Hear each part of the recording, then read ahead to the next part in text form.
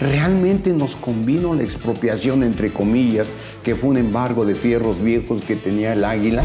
Para la Ciudad de México, el gobierno federal autorizó un endeudamiento de 3,000 millones de pesos. ¡Guau! Gracias a la FIFA. Y si es una querella, amigo mío, tú y yo estamos fuera de esa actividad, porque necesitamos contratar a un abogado penalista que conozca de Código Fiscal de la Federación.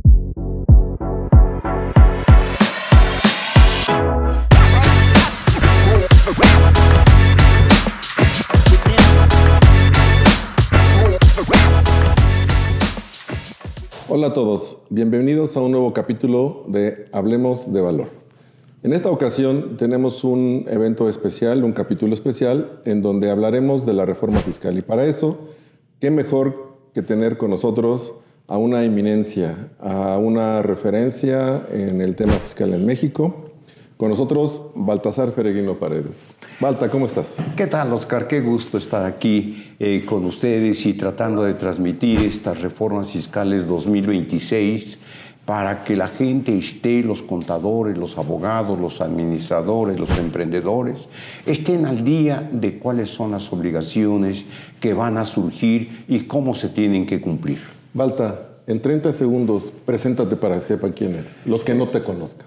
Sí, soy contador público, egresado de la Facultad de Contaduría de la UNAM, con 52 años de profesor universitario y 42 de expositor en el Instituto Superior de Estudios Fiscales.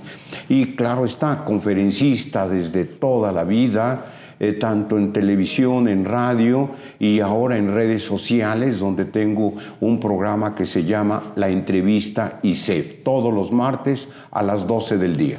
Y pasó por ser el titular de consultorio fiscal de la UNAM muchos años, sí.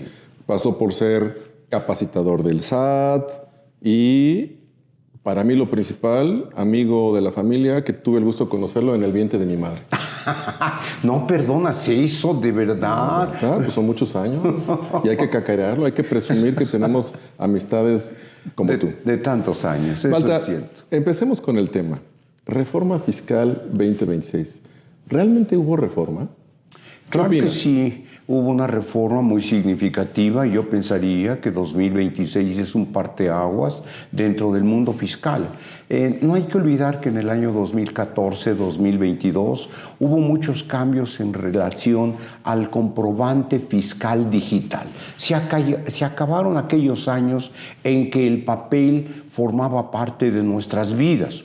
Hoy, 2026, no solamente para nosotros los que seguimos ejerciendo la profesión, pues el papel desapareció. Y tú eres un ejemplo justamente de lo que significa que no haya papel en los escritorios. Todavía más de uno formados en años anteriores, tenemos eventualmente algún papel y en lo personal sigo imprimiendo algunas cosas. Yo sé que es un absurdo, sí, lo sé, pero Balta, hay que ser empáticos con el planeta. Hay que ser empáticos con el planeta. Es cierto. Pero fíjate, Balta, más allá de la parte digital, que es una evolución tecnológica global, que en términos generales facilita el trabajo, aparte de tener esa consecuencia natural de ser empática con el planeta, esto viene a regular muchas cosas. Porque al ser todo ya digital, pues empieza a tener evidencia documental electrónica, sí, de las transacciones, y eso nos lleva a muchas cosas. Pero, por ejemplo, si iniciamos un poquito con tema de ley de ingresos, ¿qué opinas de cómo se modificaron las reglas o las actualizaciones que se hicieron a tarifas, a muchas cosas en la ley de ingresos? Bueno, ¿qué tan relevante lo consideras? Sí, no hay que olvidar que cada año la ley de ingresos de la Federación se está actualizando por una serie de conceptos, la actualización, la inflación, pero significativamente para el año 2026, en mi opinión, son dos grandes cambios. Uno que se llama tasa de retención para los intereses que perciben los ciudadanos. Yo en lo personal, pues déjame decirte que parte de lo que gano, o ya estoy viviendo de lo que gané hace algunos años, lo tenía ahorrado. Hoy te he de confesar que voy a percibir menos dinero de mis ahorros. Si yo había asignado una cierta cantidad, 10,000, 30,000 pesos para sacar de mis ahorros, hoy voy a recibir menos, por dos razones. Uno, la tasa de referencia que fijó el Banco de México al inicio del año 2025 andaba en el orden del 11.25. Hoy, enero del 2026, estamos en el orden del 7.5 y probablemente a fin de año estemos en el 6.5. ¿Pero eso es fiscal? No, eso es financiero. Pero desde el punto de vista fiscal, la tasa de retención que me aplicaban era del 0.50 sobre el saldo diario y ahora va a ser del 0.92. Cambio muy significativo. Y ese no es todo. Y yo como emprendedor, resulta que si me atraso en el pago de mis contribuciones, la tasa de retención de 1.47 que estuvo vigente durante los últimos 20, 25 años, ahora sube al 2.04. ¡Oh! Entonces tienes menos ingreso y tienes más costo. Por lo tanto, tienes menos flujo de efectivo en tu bolsa. Por supuesto. Entonces, el crecimiento de las empresas va a ser lento, se va a alentar porque me dejan menos dinero. Y esto significaría que el Estado va a recaudar mayores cantidades por impuesto a los ahorros. La respuesta es sí. Va a recaudar más por los recargos que le está cobrando al impuntual, pero es impuntual porque no hay liquidez. Bueno, y entramos aquí un poquito a cuando tú revisas el presupuesto de ingresos y empiezas a ver los números, ves cómo va a recaudar la autoridad conforme a los impuestos y demás, pero de repente en el costo te encuentras el endeudamiento aprobado. Oh. ¿Te acuerdas de esos números? Ay, cómo no, significativamente desde que nació, ¿qué te voy a decir? Desde que nació la nación en 1821, pues había tenido un endeudamiento. Las cifras puntuales no me las sé de memoria, pero déjame ponerte que eran 100. Y en los últimos 8 años casi se ha duplicado ese nivel de endeudamiento. ¿En proporción de 1820? En proporción de todos los años anteriores. Déjame ponerte un ejemplo. Para la Ciudad de México, el gobierno federal autorizó un endeudamiento de 3,000 millones de pesos. ¡Wow! Gracias a la FIFA. El evento del Mundial que se va a llevar a cabo este año en el país. Yo creo que sí justifica el fútbol. A propósito, vamos a tener como día de descanso el 11 de junio de este año. Pero, Balta, ¿por qué tiene que llegar un evento global internacional para poder hacer mejoras cuando teóricamente los recursos recaudados son utilizados en el bien del pueblo? Digo, no vamos a entrar al tema de política, mucho menos, no. pero la parte más preocupante de ese presupuesto es Pemex. Sí, mira, circunstancialmente dicen, hay muchos puntos de vista que Pemex, bueno, ha sido nuestro dolor de cabeza. Realmente nos convino la expropiación, entre comillas, que fue un embargo de fierros viejos que tenía el Águila. Entonces se quedó el gobierno para darle mantenimiento y explotar el petróleo que tendríamos, efectivamente. Pero también es cierto, yo justifico parcialmente a Pemex, digamos, con el alto costo que tiene de impuestos. En México tenemos el tercer valor más alto del precio de la gasolina en el mundo. Sí. 24 o 25 pesos. A pesar de que está subsidiado. A pesar de que tiene un cierto subsidio en la ley de ingresos de la Federación que hace rato me comentabas. Sí, que ahí, Balta, por ejemplo, a mí una cosa que me preocupa más no solamente es el concepto del endeudamiento, sino la proporción. Hay un endeudamiento en pesos, que es una deuda interna, pero también hay un endeudamiento en dólares, que es 4 veces arriba del endeudamiento local. Sí, el tema es Eso se va a llamar inflación. Claro, se llama inflación. Y ahorita que tocas el tema, bueno, el año 2025 terminamos con una inflación del 3.69 y para el año 2026 se especula que vayamos a tener una inflación del 4%. ¿Y ese costo lo puedes repercutir a tus clientes, Baltasar? Perdón que te lo pregunte de esa Es manera. que, mira, me acabas de dar un golpe al estómago porque no puedo transferirles esa inflación del todo a mis clientes. Pero a ti como empresario, como profesionista, tu costo se incrementa en un 13% por salarios mínimos, si es que tienes salarios Sí, mínimos. no. Y quien no gana el salario mínimo dice, oye, ¿y dónde está mi aumento? Y le tratas de explicar y no se entiende muy bien No, eso. no, hay mucha inconformidad. Justamente en días pasados me habló uno de mis clientes y me dice, Balta, yo no puedo aumentarles el salario, el 13% del salario mínimo. No puedo. ¿Qué va a pasar? Pues mira, en cualquier momento te pueden denunciar. Y hoy que la Secretaría de Trabajo o la Procuraduría de Defensa del Trabajador está muy abierta a todo ese tipo de circunstancias. No hay que olvidar que parte de la política del nuevo gobierno, pues resulta que primero los pobres. Y realmente los pobres se han puesto el sombrero.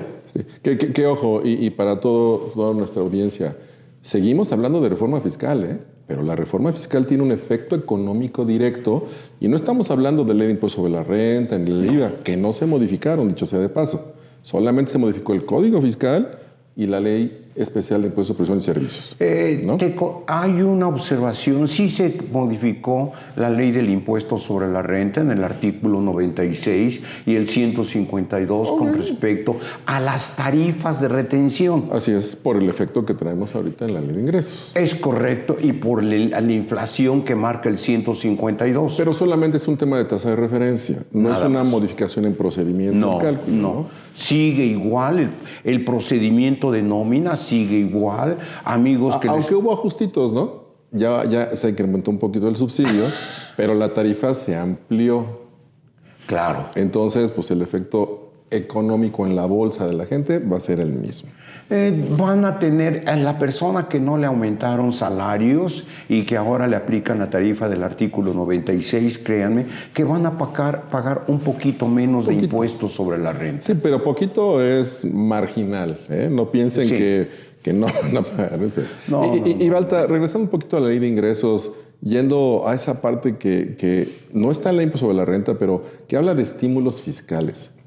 Mira, los estímulos fiscales siguen siendo los mismos. Es más, hay un comentario dentro de la misma ley de ingresos que lo que no esté referenciado en este 2026, volteen a ver la del 2025. Ahora, hubo un cambio muy importante para ti y para mí, que nos gusta el deporte. Hay un estímulo fiscal que lo habían quitado en el año 2025, el estímulo al deporte de alto rendimiento.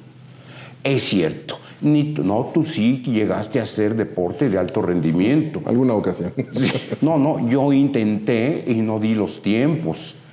No. Pero Balta, imagínate una empresa que dice, oye, puedo tener una deducción adicional, pero tengo que cumplir con los requisitos para poder establecer un plan o un programa de alto rendimiento. Déjame poner un ejemplo. Los principales ganadores de medallas de México, los clavadistas, sin decir nombres. Sí. ¿Dónde están? ¿Sabes que son miembros de las Fuerzas Armadas? Fíjate. Están en el ejército. Justamente. Y entonces cuando empiezas a ver esos ejemplos y dices, a ver, pues el del martillo, el clavadista, el de caminata, todos son miembros de las Fuerzas Armadas. Oye, un programa que yo quiera implementar, hablemos de un deporte estudiantil, fútbol americano. Las universidades, las grandes universidades, incluyendo la UNAM, hablemos del TEC de Monterrey, la del Valle de México, la NAHUAT, que han crecido sus programas, pero la autoridad no quiere reconocer eso como deporte de alto rendimiento. No. Y entonces, cuando tienes un efecto social y demás, que esa es una crítica, vamos a decirlo así, pero el costo de eso es muy grande y por lo tanto representaría una deducción muy importante. Claro. Pero también es un efecto social, es un efecto cultural y es un efecto de beneficio en salud para la gente. Pero a mí me parece en esa crítica, qué bueno que regresó el estímulo, pero ahí está. Pero, por ejemplo, ¿qué pasa con el estímulo a las artes, al cine, a la literatura?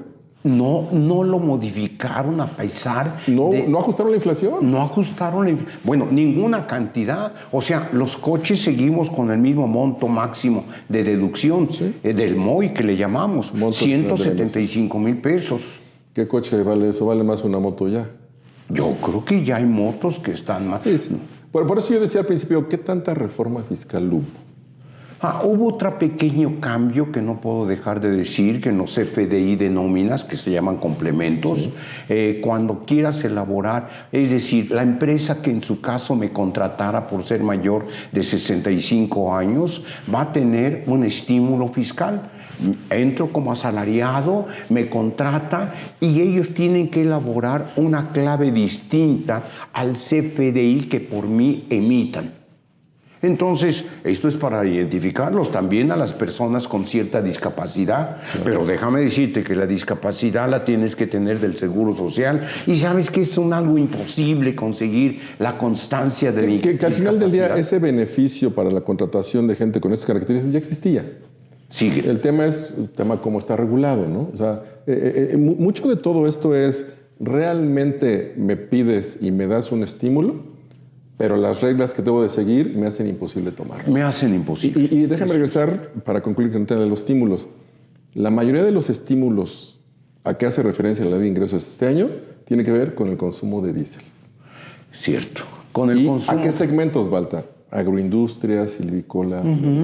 Sobre todo agro que estás mencionando, es cierto, si yo tengo una bomba para extraer agua y tener constantemente, ahora resulta que ahora con la Ley Federal de Aguas que hay, Ley General, corrijo, entonces pues está muy limitado llegar a tener un pozo de agua.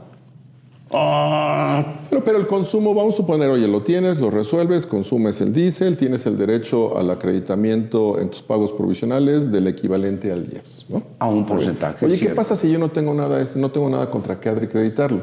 Ahí la propia ley de ingresos hace referencia a que tienes el derecho a solicitar la devolución. Dices, oye, qué padre. Ay, nada más que te la limitan a 1,800 pesos mensuales. Sí, no, y las devoluciones mismas. Entonces, ¿cuánto te va a costar un proceso de devolución que tienes que contratar a alguien y le vas a cobrar al fisco o te va a reembolsar el fisco 1,800 pesos si logras la devolución? ¿Y cuánto vas a pagar? Mira, vamos a tener otra sesión que se llama resolución miscelánea fiscal y ahí viene un formato. Pero más de una ocasión, yo muy sacalepunta le digo a mi cliente, no hombre, yo te promuevo la devolución, no hay problema. ¿Y cuánto tiempo tardas? Ahí es donde me quedo callado. Claro. Probablemente un año. Y si te va bien, bien, va. si bien te va, ¿no? Pero bien, Balta, pero fíjate, otra parte importante que se modifica, y creo que es la más relevante y a la que ahondaremos más, es Código Fiscal de la Federación. Código Fiscal de la Federación tiene un cambio muy significativo en lo que se refiere al artículo 29A del Código Fiscal de la Federación, que es el que se refiere a los requisitos que debe de contener un CFDI. Y la fracción novena, tercero o cuarto párrafo, me dice muy puntualmente que sean existentes y verdaderas. Porque en años anteriores se promovió mucho a nivel medios que iban a meter a la cárcel a todos los que elaboraran un CFDI falso. Permíteme detenerte ahí. ¿Cómo define un CFDI falso cuando en el proceso de timbrado quien lo certifica es el SAT? Entonces, ¿realmente el CFDI es falso? Y déjame hacer un símil. Antes, cuando eran las facturas impresas, pues hacías réplicas en Santo Domingo y demás, y dices, bueno, tengo un papel físico que lo puedo comparar, ese es el original, ese es el documento falso. Pero aquí un CFDI, una factura, ¿podemos considerar lo que es un documento electrónico falso? Pues yo creo que la autoridad te escuchó, a ti y a muchos abogados, diciéndoles, ok, tienes razón, no emitimos certificados de documentos falsos. Pero lo que sí te voy a exigir ahora es que sean ciertos y verdaderos. Bueno, pero siempre me lo has exigido, porque vamos al tema de materialidad, que es un tema no definido y no está en ninguna ley, no está en pero ninguna que ley. Venimos utilizando y la autoridad viene manejando desde hace ya bastantes años. Si esto de la materialidad o de la razón de negocios fue un invento del Tribunal Federal de Justicia y Administrativa, en donde se destaca un criterio, ni siquiera una jurisprudencia, no, simplemente un criterio que dijeron que tenían que tener materialidad. Y luego la autoridad publicó un artículo 5A del Código Fiscal, te estoy hablando de hace 4 o 5 años, de razón de negocios. Eso sí. Y tiene lógica. Tiene sentido. Tiene lógica porque no me vas a llevar a cabo una actividad que no tiene que ver con tu actividad preponderante o que no te genera un ingreso por la simetría que tiene que existir, que para que tengas un ingreso tienes que generar un gasto. A mí me parece que también debemos de aprender como contribuyentes, como ciudadanos, a que hay ciertas cosas que tienen que tener una lógica, una congruencia y una ética. Yo estoy de acuerdo contigo. Esto es un sentido común de cualquier emprendedor. Si yo gasto, yo invierto, es porque voy a generar una utilidad. Esa misma filosofía la transmite al artículo 5. Así es. Y punto. Entonces, pero ahora, ciertos y verdaderos que van de la mano con el artículo 49A bis. Sí. ¡Ay! Esos A bis verdaderamente son una maldición, Oscar. Sí, porque al final del día, ojo, aquí nos lleva al encadenamiento de cuál es la consecuencia natural de que llegue una revisión y te diga, oye, yo considero que esos documentos no son ciertos ni verdaderos. Claro. Y ahí la puerca tuerce el rabo y empieza una complejidad en un nuevo procedimiento de una revisión, de una resolución que va a tener un periodo muy corto. Ya ni siquiera de meses. Imagínate. O sea, ¿cómo van a cambiar los procesos? Y cómo todos los que tenemos un ingreso declarable en México, tenemos que pensar en nuestros controles internos para estar preparados cuando llegue la autoridad. Fíjate que circunstancialmente, decía mi filósofo de cabecera, José Ortega y Gasset, un filósofo español que lo adoro, porque el hombre tiene sus propias circunstancias. Los negocios también tienen sus propias circunstancias. Nada es para siempre. Entonces, ¿qué es lo que sucede? La primera acción que va a hacer el SAT, porque hoy cuenta ya con IA, y la inteligencia artificial Chispas la viene utilizando, no me creas mucho, desde hace 10, 15 años. Yo creo que sí. Entonces, pero hoy se ha levantado mucho porque ya casi todos en el mismo celular estamos utilizando la IA. Yo mismo la consulto. Pero, Balta, simplemente hay datos, es análisis de datos. Claro, pero hay programas que te pueden ayudar a identificar esos EFOS que les llaman el SAT, las empresas facturadoras de operaciones simuladas. Sí, que ahí es simuladas por falta de materialidad, no porque el CFDI sea falso. Ahí vamos con un tema. Nosotros en el despacho, Brum, tenemos un programa o un control interno o un sistema o un algo que es es toda una armonía para poder llevar la contabilidad, llevar controles de nóminas, llevar controles de personal. Y de materialidad. Y de materialidad, porque nos puede identificar los comprobantes que el SAT ya identificó en términos del artículo 69 y 69A del Código Fiscal. Y esos comprobantes ya están identificados. Ahora, ¿por qué los identifica así? Mira, hay algo, es un secreto, pero que quede entre tú y yo nada más. Adelante. Entonces, resulta que cuando tú te diste de alta en la compra y venta de mesas. Sin embargo... el régimen de enajenación de bienes. En el régimen de enajenación de bienes. Pero de repente emites un CFDI por prestación de servicios. Y no está incluido en mis actividades. Y eso el SAT ya lo identifica, pero la velocidad del rayo. Sí. Y dice, no tiene ni bienes, ni personal, ni mesas de trabajo. O sea, es una operación... O al revés, no es de ingreso, sino es de gasto. Le mete un gasto de asesoría inmobiliaria y no tiene inmuebles. Claro. ¿No? O decir, no, es que apenas los voy a comprar. Ves tu balance general y no hay manera. No hay manera. Historial y no hay crédito. Entonces, una recomendación para poder asesorar adecuadamente al contribuyente es que tenemos que tener presente el aviso, constancia de situación fiscal. Claro. ¿En qué te diste de alta? Para que cuando vayas a elaborar un CFDI esté dentro de tus actividades. Y ojo, no solamente yo como prestador de servicio o como empresa que va a generar el ingreso, tengo que pedirle a mi cliente que me proporcione su cédula de situación fiscal para poderle facturar de manera apropiada. Pecado mortal. Y con proveedores lo mismo. No, es que ese ya es un pecado en el año 2026. Yo no te puedo condicionar a pedirte tu constancia. Lo sé, o sea, al final del día entiendo que es una regla porque muchos proveedores estaban negando o condicionando emitir el CFDI hasta que no entregarás tu cédula, con el único objetivo de no facturar y de seguir manejando ventas de mostrador o cosas por el estilo. Sí, eso está clarísimo, lo entiendo. Pero por un tema de control interno, en el medio ya al día de hoy, se entiende como elemento que justifica que si eres contribuyente y que sí puedo hacer negocios contigo.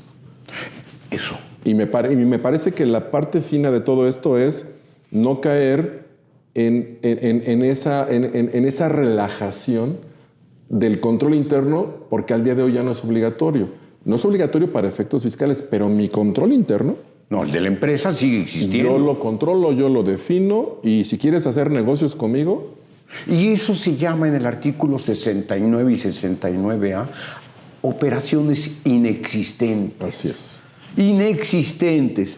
Y ahí el SAT, a través de IA, los identifica de volada. Balta, vamos a darle la continuidad a esta nueva regla. Oye, fíjate que llega la revisión y ya no es de meses. ¿Qué pasa? ¿Cómo viene el proceso? Bueno, de entrada, yo SAT te voy a suspender provisionalmente tu certificado de sello digital. Y dejas de facturar. En lo que viene la resolución. En lo que viene la resolución. Porque a lo mejor la resolución es tan negativa que te la hago penal. Oye, y llega la resolución y te digo, tienes un crédito fiscal. ¿Qué sigue? Agarrémonos. Sí, no, ya estás hablando de palabras mayores. Y ojo, crédito fiscal es desde 1,000 pesos, ¿eh? Sí, o sea, no tiene monto.